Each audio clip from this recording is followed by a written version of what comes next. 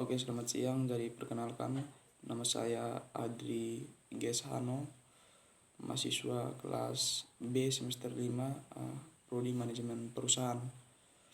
Jadi, di sini saya akan memberikan sedikit tips dan trik presentasi yang baik dan benar. Jadi, jika Anda mempunyai keinginan untuk menjadi seorang presentator yang handal, dalam arti menguasai materi, uh, presentasinya baik, terus apa tidak gugup di atas panggung, itu mungkin teman-teman bisa mencoba tips dan trik yang saya berikan ini. Oke, langsung saja. Yang pertama, uh, yang harus teman-teman pahami, yang pertama itu, jika ingin menjadi satu presentator yang baik dan handal, itu yang pertama teman-teman harus uh, mempersiapkan materi dan kuasai materi itu dengan baik. Jadi sebelum teman-teman melangkah ke atas panggung, itu teman-teman yang perlu teman-teman siapkan itu adalah materi. Persiapkan materi dan kuasai materi itu dengan baik. Seperti itu. Uh, Mungkin ada sedikit materi yang tidak diperlukan, mungkin yang tidak penting, bisa di coret atau dihapus dari kerangka presentasinya teman-teman, seperti itu, sehingga dalam presentasinya teman-teman itu singkat, padat, dan jelas. Yang kedua yang harus teman-teman pahami itu, datang lebih awal. Artinya misalkan teman-teman ditugaskan untuk presentasi di kampus, teman-teman harus datang lebih awal, seperti itu. Datang lebih awal, terus teman-teman harus menguji peralatan yang ada. Mungkin peralatan presentasinya teman-teman lihat, mungkin ada yang kurang, teman-teman bisa lengkapi sebelum waktu presentasi. Itu. Jadi datang lebih awal tujuannya itu. Terus datang lebih awal itu tujuannya supaya teman-teman bisa melatih ulang apa yang teman-teman sudah pelajari, seperti itu, sehingga dalam presentasinya itu teman-teman bisa dengan tenang menyampaikan materi yang sudah dipelajari, seperti itu. Yang ketiga itu menguasai intonasi dan penekanan. Nah, itu yang penting. Jadi teman-teman, yang harus teman-teman pahami itu intonasi suaranya teman-teman itu harus benar-benar sesuai dengan materi yang dipresentasikan. Terus penekanannya itu harus jelas. Tujuannya untuk apa? Tujuannya untuk memberikan rasa memberikan semacam apa memberikan semacam aura untuk para pendengarnya, seperti itu. Jadi teman-teman sebagai seorang presentator itu harus memahami penekanan dan intonasi yang tepat, seperti itu. Yang berikut lagi itu, perhatikan kecepatan berbicara. Jadi kecepatan berbicara itu penting, seperti itu.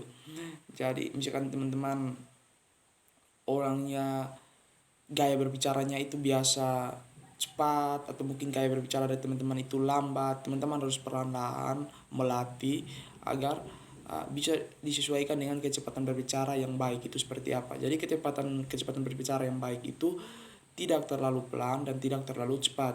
Jadi itu pas, kecepatan berbicaranya itu pas, seperti itu. Jadi kecepatan berbicara itu juga terkadang mempengaruhi presentasi teman-teman, seperti itu. Jadi misalkan teman-teman terlalu cepat berbicara, itu dengan sendirinya teman-teman akan lupa apa yang ada, apa yang sudah teman-teman pelajari, seperti itu. Jadi itu mungkin pengalaman juga dari saya.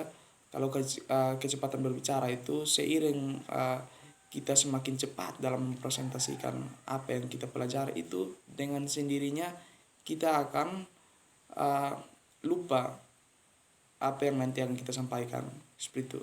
Jadi usahakan agar kecepatan berbicara dari teman-teman itu standar, nggak terlalu cepat dan tidak terlalu lambat, seperti itu. Yang berikut lagi itu beri jeda. Nah, ini penting, teman-teman harus beri jeda di antara kecepatan berbicaranya teman-teman, seperti itu. Jadi beri jeda untuk para pendengar juga, supaya itu akan memberikan sedikit rasa ingin tahu dari teman-teman, seperti itu.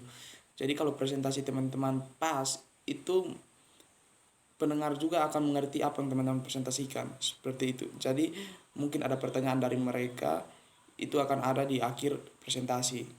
Jadi beri jeda itu tujuannya untuk para pendengar itu memahami apa yang kita sampaikan, seperti itu.